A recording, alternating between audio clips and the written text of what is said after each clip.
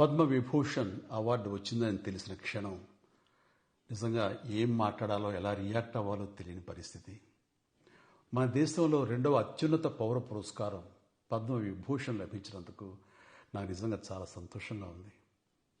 ఒక తల్లి కడుపున పుట్టకపోయినా నన్ను తమ సొంత మనిషిగా, మీ అన్నయ్యగా, మీ బిడ్డగా భావించే కోట్లాది మంది ప్రజల ఆశీస్సులు, నా సినీ కుటుంబం యొక్క అండదండలు, అలాగే నీడల నాతో ప్రతి నిమిషం నడిచే లక్షలాది మంది అభిమానుల ప్రేమ, ఆదరణ కారణంగానే నేను ఈ రోజున ఈ స్థితిలో ఉన్నా. అందుకే నాకు దక్కినటువంటి గౌరవం ఇది మీది. మీరు నాపై చూపిస్తున్న ప్రేమ, ఆప్యాయతలకు నేను ఏమి చిరునవ్వు తీర్చుకోగలను?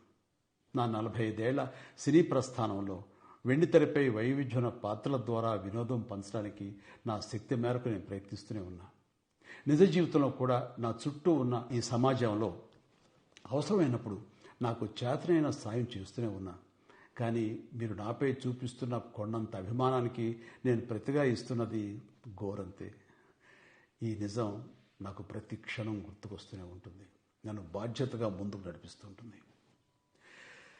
నన్ను ఈ ప్రతిష్టాత్మకమైనటువంటి పద్మవిభూషణ్ అవార్డుకి ఎంపిక చేసిన భారత ప్రభుత్వానికి, గౌరవ ప్రధాని శ్రీ నరేంద్ర మోడీ గారికి నా హృదయపూర్వక కృతజ్ఞతలు. జై హింద్.